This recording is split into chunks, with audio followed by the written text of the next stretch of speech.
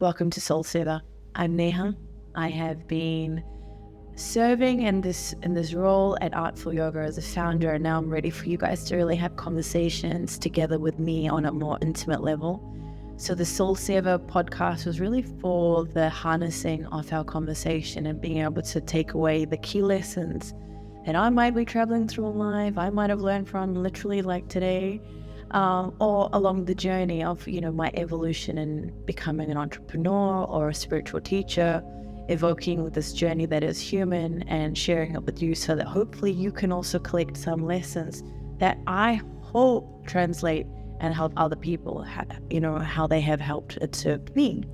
So carrying on from the last episode where we really talked about a bit of a trajectory that happens when you go through the spiritual journey, and talking about how the spiritual journey always encompasses some kind of undertone of trauma, pain, significant impact, significant shift in life, and that is the catalyst that actually goes one way or the other. It's a catalyst to your growth, or it's a catalyst to your, downward spiral of this illusion we call this Maya, this world. And how they evoke these spiritual practices in this evolution and the uncovering of these pains and these traumas is what I want to talk to you about today, because my spiritual path was really brought about my pain and really helped harness the lessons from life that I needed to know about and learn about and educate and grow from. I really took from the spiritual practices. So I believe most of us are unaware of why we do what we do.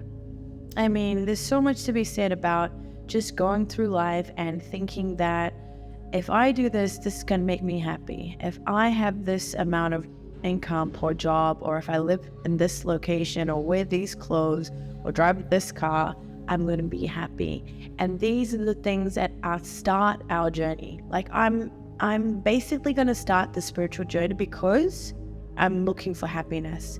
And it starts with the journey of Maya, the journey of material goods, or that material world that is so vibrant and so distracting to us today. Left, right, and center, we can reach for things, have things at our fingertips, and basically I can have the world if I wanted to. Anything I need and everything I want, I am able to attain some way, shape, or form. But in the pursuit of that, you realize that actually none of those things have any impact, value, or sustenance. And it's that trajectory that starts like getting a little less, a little less, a little less, a little less. And then you get to a point you're like, actually nothing is making me happy. Nothing is making me happy. And I'm sure a lot of us have faced that. When you get up day to day and it's just a struggle to get out of bed, you don't go to work with any enthusiasm, you're literally selling your soul, and you know what I mean. I was doing that. I actually started my journey as a scientist for the last 13 years.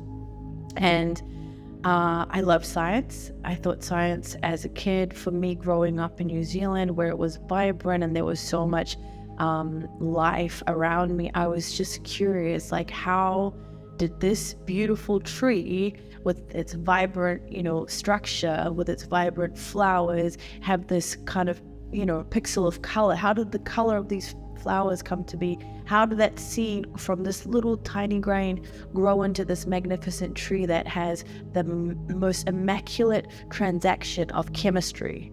There's just so much beauty and so much power in science. And I was just a really inquisitive kid, to be very honest. And that's what started my love for learning, because I wouldn't say I was a smart kid. I would say that I was a curious person in general. I wanted to know how things came to be. And if it took my interest, it was, I delved deep into it. So science was the thing for me, and uncovering all of these, beautiful unfoldings about how, important it is to have this sustenance and this ecosystem in which we live, the way that in which we human beings have had an impact on this earth. I think that was kind of my catalyst for going, oh wow, okay, there's really a cause and effect. There's really something to be said that everything around us the micro level and the macro level are all kind of intertwined, and they're all speaking to each other. And then I kind of dissected things into my own life, and I could see the science in me. I could see the cause and effect in me. I could see the physics and the metaphysical studies unfolding. So really that led me to a path of more and more, I guess, undertaking of quantum physics, understanding the nature of energy, and that was my background. Now, I believe our lives are no mistake. I believe everything that you were, have been, or have experienced is always a dotted line to your evolution.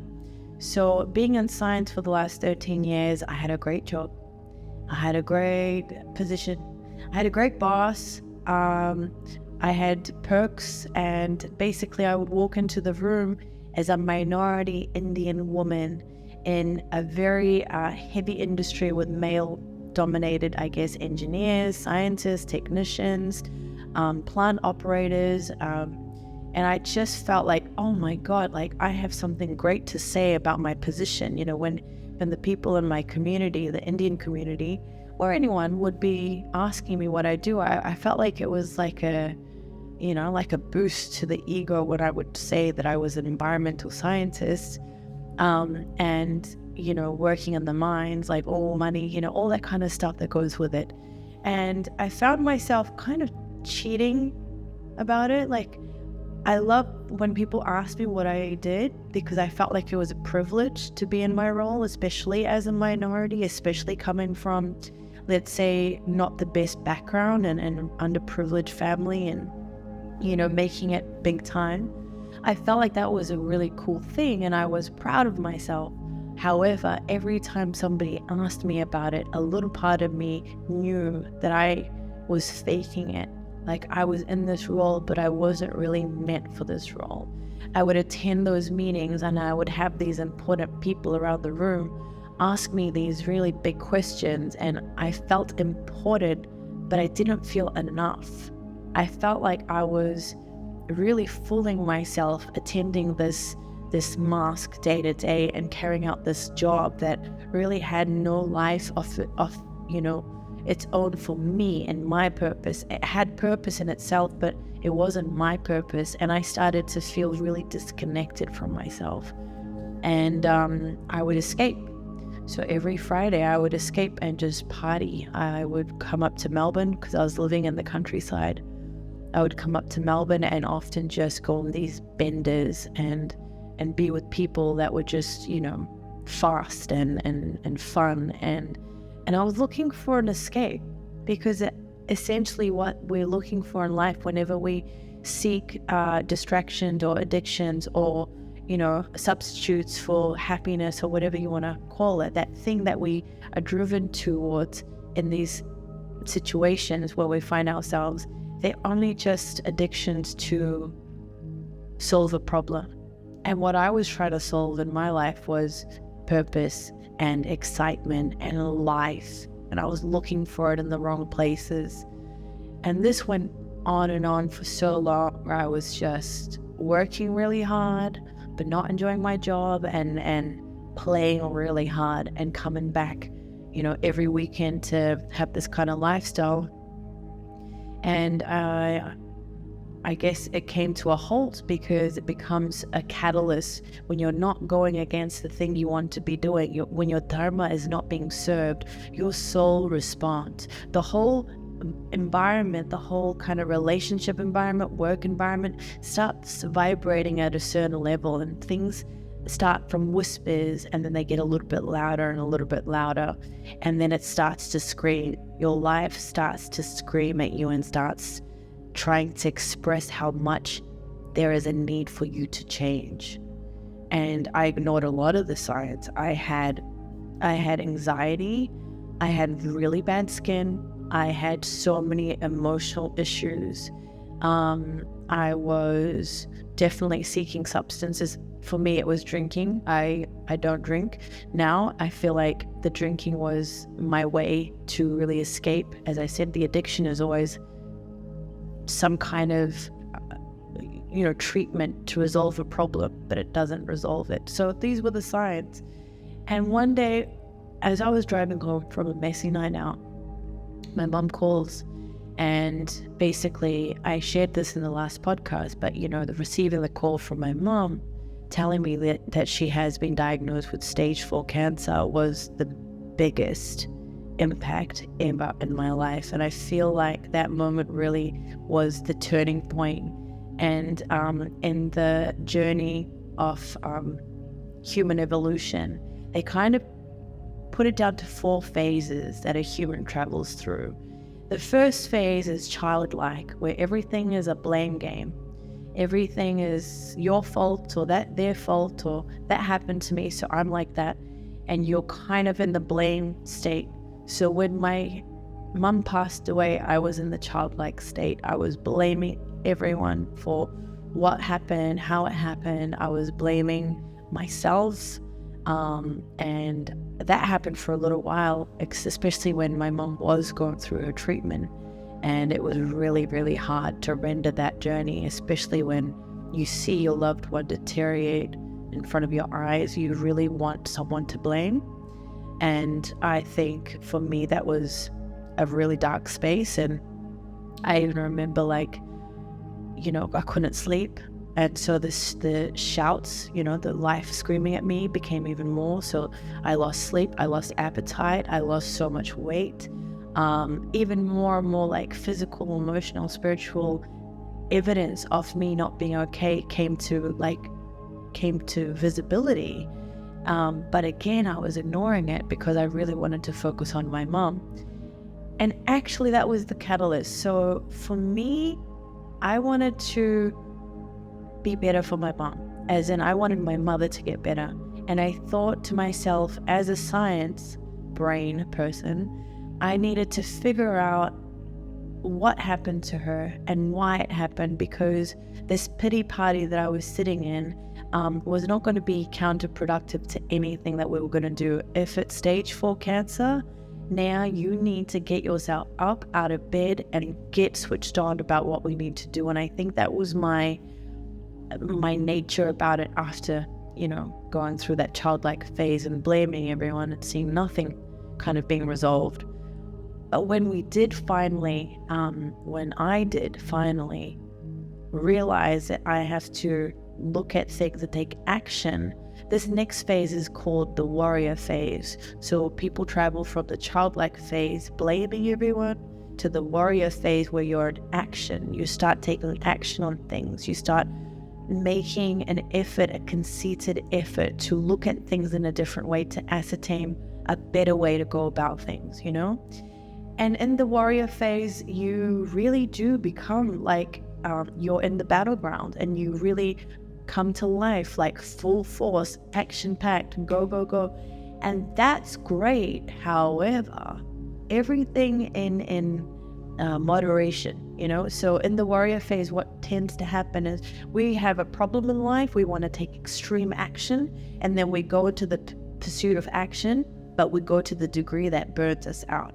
So I was, doing all I could to look up, remedies and treatments and researching for mum and looking at nutrition and looking at even Ayurveda and these practices, these spiritualities. I just went so deep into learning all the things about spirituality, which was great, but also exhaustive, because I felt myself being so obsessed. I was obsessed with making things better, and I was obsessed with working on things that I didn't take care of my needs. I didn't take care to slow down. I was flying, I remember coming back and forth from Australia to New Zealand and trying to be the perfect daughter and the perfect representation of who I wanted my family to be, especially at this time for my mother. But I was pretending, I was showing up, and I was exerting myself as a strong person, but I was doing it without actually being strong inside. And I think that's when the next phase comes, and it's called the wounded warrior.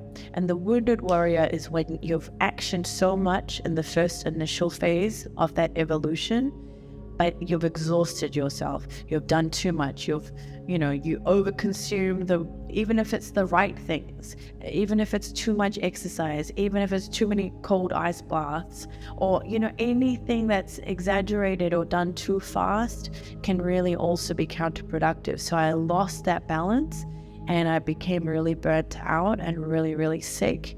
And especially when my mom, after 1 year of treatment, really intensive treatment, after 1 year, she did unfortunately pass away. And that's really when I think the wounded warrior really came to expression of self. I was just bedridden. I didn't want to do anything. I was depressed. I was burnt out. I was, I lost my way.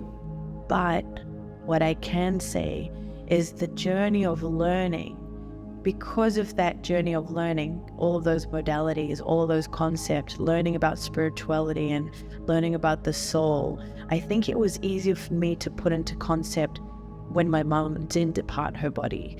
And also I could put into concept learning about psychology, learning about spirituality, learning about nutrition, learning about health, learning about my brain, all this work that I did that did burn me out. Actually, I could render what was happening in my body. So when I was burnt out and I was defeated and I was, clinically depressed, clinically diagnosed with depression, I knew exactly what was going on because I had studied it. And even though I forgot that although I studied it, it can be applicable to me, I knew actually in that moment, objectively looking at myself, oh, okay, Neha, you're actually going through depression because your nervous system is run down, your brain chemistry is run down, you've got hyper tension in your body, you've got trauma from losing your mother.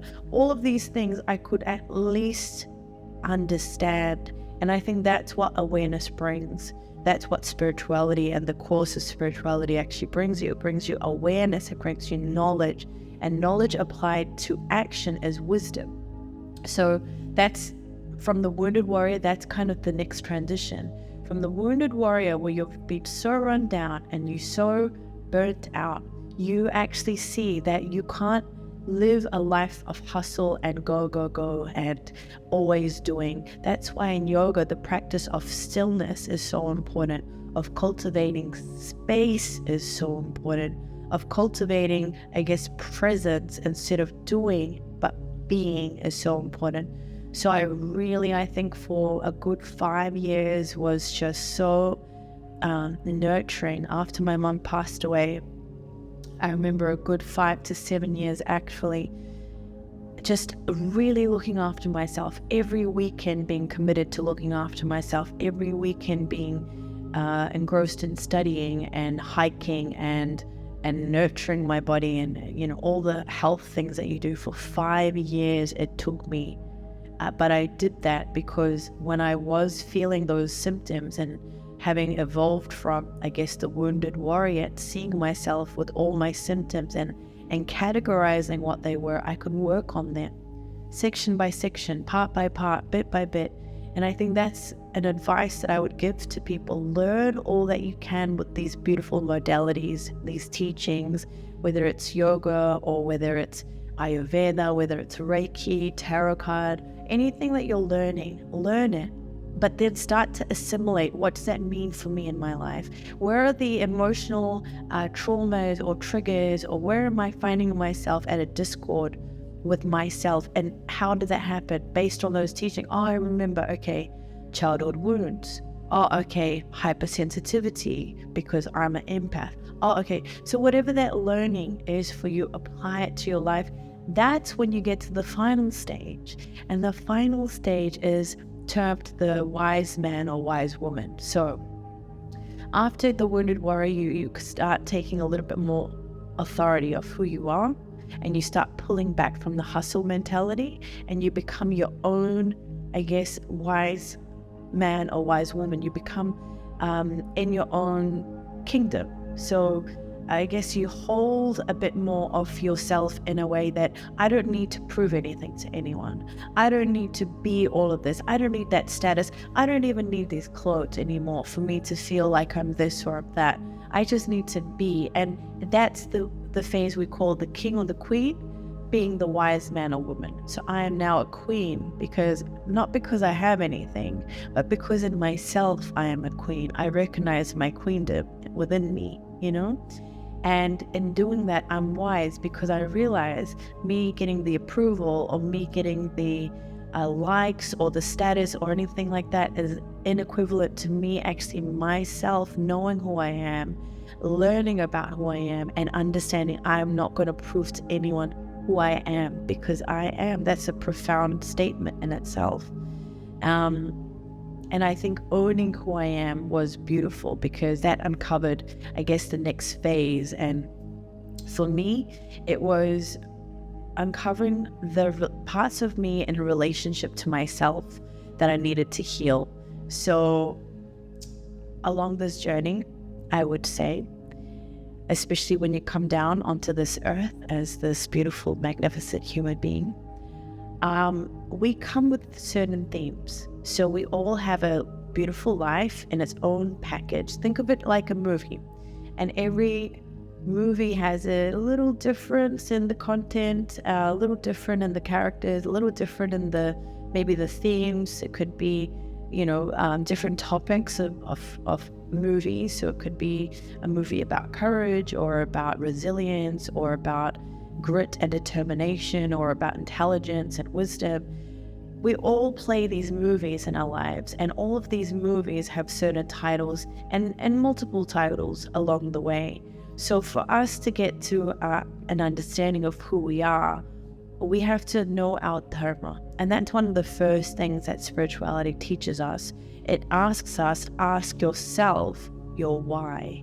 And that's the biggest thing. And I would say from understanding humanity now, we are so unaware, right? We are so unaware why we do things. And the biggest question and the starting point to any evolution or healing within yourself, sincerely, this is the question that really helps transcend your life. Why am I doing what I'm doing? In any aspect. Why am I in this relationship? Why am I in this job? Why am I in this conversation with people? Why am I doing? If you ask yourself why in all these facets of life, you really get to an understanding, and that understanding is to really understand yourself. And I am so impressed with just how much we can change just by asking and kind of sifting and sorting our life and asking, why do I do this? Why do I do this? And allowing that to uncover itself. And as you uncover the layers, you really get to a beautiful, I guess, find a simpler point. And that's the whole journey. You take away all the layers that you thought were you, and spirituality teaches us that we are not anything that we believe. We're not the mind, we're not the body, we're not the things, we're not the Maya, we're not the illusion. We are just I am, and we came perfect. But we have these themes to work on. So I would say my biggest theme thus far in life has been the theme of, I would say, forgiveness in relationships has been a big theme for me, and being able to work on my relationships is the biggest thing in my life. I mean, I think I've conquered, in my own eyes, in my own opinion, I've conquered to a lot of degrees the career aspects of my life, or the, I guess, health aspects of my life, the mental aspects of my life, the intelligent aspects of my life, having been, I guess, studied and worked on myself and all these things. But I haven't really allowed myself to transcend in relationships. And that was something I did or am doing maybe later in my life. And I have to ask myself why I left it so late, but maybe I was really busy doing all of this. But also, in all sincerity and all fairness to myself, I think relationships have been the hardest thing for me to work on. And it really did start in childhood. It really did start from my parents' relationship. And if you have grown up with, I guess, the Eastern way of living, we're very conservative. We don't show much affection. We are very loud. But just kind of love and impact on relationships and sincere and nurturing relationships, I would say, are missing from my family in a lot of respects. And it's not to say that we were wrong. It's just that I think coming from families, especially war-ridden families, so my family is from a war-ridden, background, and we think of safety and security above all else. So for us, it's like, just make money, just have a stable home, just run the household, and everyone is good. We don't think about, sit with your children, or like ask them their feelings, or devour kind of like trauma and help heal. Like, we never really did that. We never really held and nurtured. I'm very thankful my mom did. I'm very thankful for that. I think that's why I am the way I am. But for the most part of my family, it was very much missing. And I think my lesson in relationships has evolved because of my spiritual teachings. And I would love to share, because I really do think this could help someone as much as it's helped me. So for me, I'd start out by asking you, if you have a partner, or if you have someone close to you, whether it's your best friend or your even parent or a sibling or a loved one, just think of the closest person to you in your life. Are they 100% the way you want? Probably not. Probably not all the time. Maybe sometimes they could be amazing. Maybe sometimes they could have so much, like you could have so much love for them and they're just perfect the way you want. But there's quite often the times that they will be themselves. And spirituality teaches us that every person has, in Sanskrit, it's called Sanskar, which is really your blueprint. Your Sanskar is what you have brought your life in this capsule of story. You've had all these stories, all these generational stories, all these, I guess, incarnation stories. Your life has come many, many, many realms, and you've now come into this body in this lifetime. But my body, my mind, my soul has had whole many lifetimes before me, and I've lived so many different lives. And if you really look at the metaphysics of energy is not made or destroyed, it's just transformed. So if you really look at quantum physics, nothing is destroyed. We never die. We actually just reincarnate and we make new. So apart from that, coming into Sanskar, so allowing yourself to see let's say your partner. When your partner does not act the way you want, and your reaction to them is kind of like for like, which is quite often this case, we actually bring the vibration of not only our relationship, but we bring the vibration of our lives down.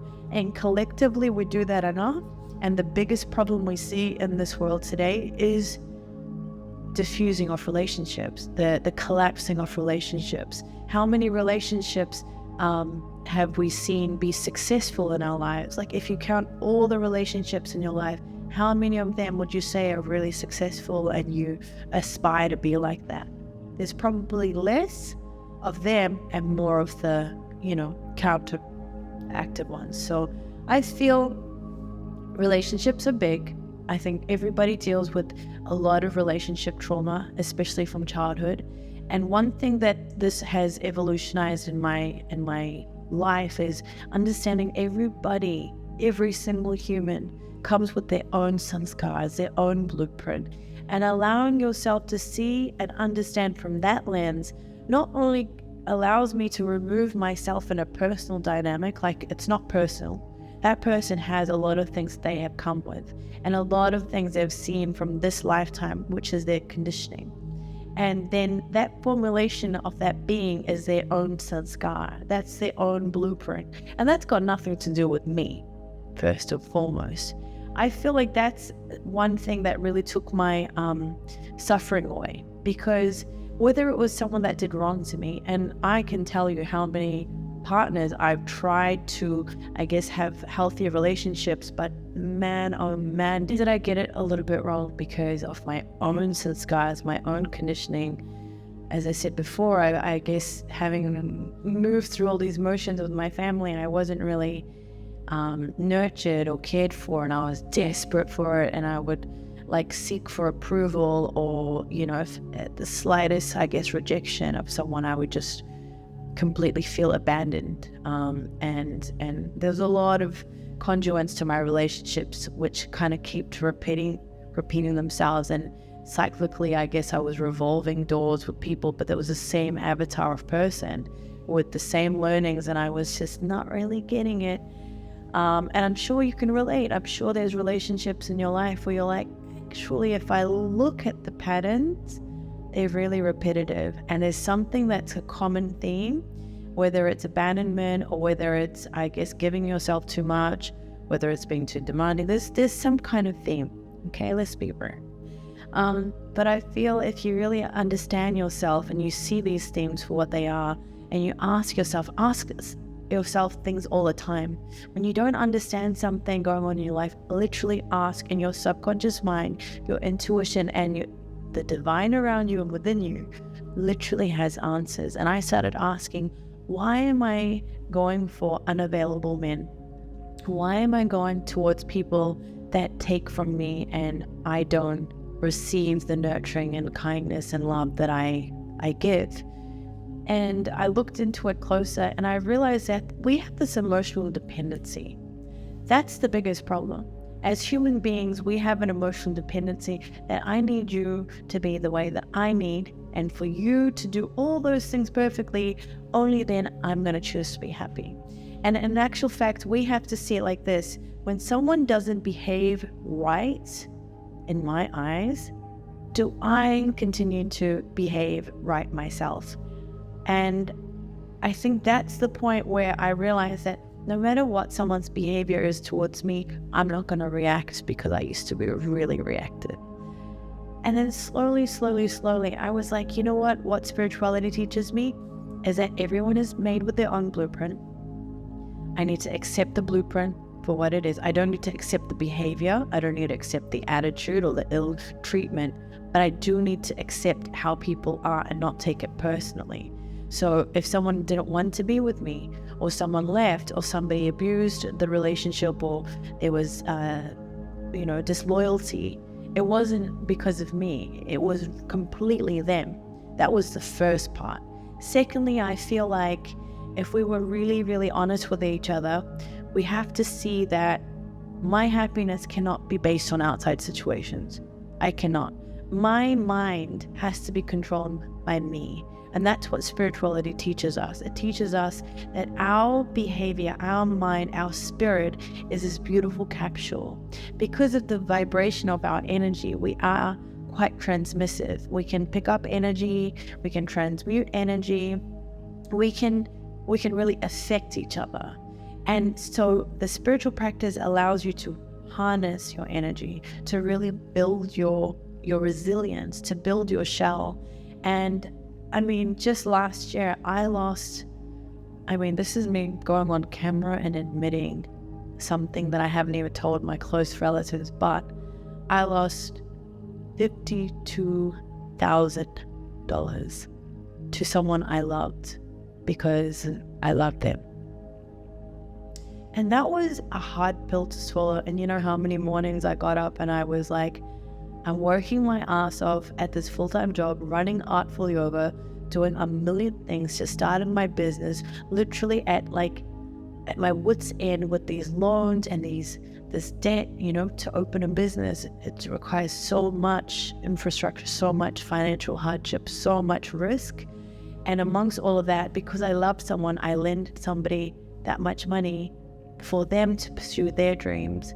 And not to go into the nitty gritty because it's irrelevant now, but allowing myself to not be eaten up by it was really hard, because $52,000 is no easy money to earn, let alone depart from and have it taken, from someone you loved. It's very hard. And I remember going in a pattern, in a loop. Every morning I'd wake up, oh, he didn't pay me back. Oh, he didn't contact me. Oh, he blocked me. Like all the, and you know how crap I felt? You know how much like anxiety that gave me? But luckily now my practice makes me so resilient and snap out of it faster. So I probably think because of the size of the impact, and 52K is not like an easy little $520, it took me a couple of weeks, I'll have to admit, to render that cycle in my brain that was going down and down and down and down. But I realized, I went back to my spiritual practice, and it, reminds me everything is a cause and effect. I brought that person in to give me a really harsh lesson that, hey, Neha, you know that you deserve also a return. You know that you don't have to give just to get love. You know you don't have to give everything to someone in order to fulfill their needs. You also have your needs. You can say no to someone. You can trust someone slowly. You don't need to trust them straight away and prove your love. You just need to go with your gut. You need to nurture yourself. You need to put you first. All of these lessons came at that big expense, but how great, because now I get to sit here and I'm like literally not even affected by it. It would be an amazing gift. And I actually am so confident now, because money, the other thing about spirituality, teaches everything from A to Z. And in spirituality, even money, it teaches you that it's just energy. So the energy that you put out will inevitably come back to you. And I put that energy out with great intentions and with love. So I will have it returned with the same intention, with love. Maybe not from the same person, doesn't matter, but some way, somehow. And I'm sure I'm going to talk to you guys about it one day when it's all, returned back. And I guess that's the thing. The practice is not to go high and not to go low, but to go high, not to dismiss the uncomfortable and the hard, but actually go above and beyond and keep raising your standards, keep raising your mind, your spirit to, I guess, these lessons. So in conclusion, it's really our mission to prove to ourselves and each other that we are going to be better, right? It's going to be an evolution, not a repetition. We're going to evolve from our pains, and we're going to be better than the next person did to us. I don't want us to live in this world where we're resentful and angry and bitter, because that's what I've seen a lot. And now the possibilities on the other side only have come about, not because the removal of pain or all of these holy spiritual gurus, they're like, rid of any extremities or challenges. No, it's just that they know that anything in life is just a lesson. It's just a blessing. It's just a teaching for your evolution. So don't be dismissive of any pain. Don't be dismissive of any lesson. Allow your soul to elevate higher than the frequency at which others choose to operate. You choose to rise high, not low. So, that's it. Got it on camera. And thank you so much for joining me. Until next time.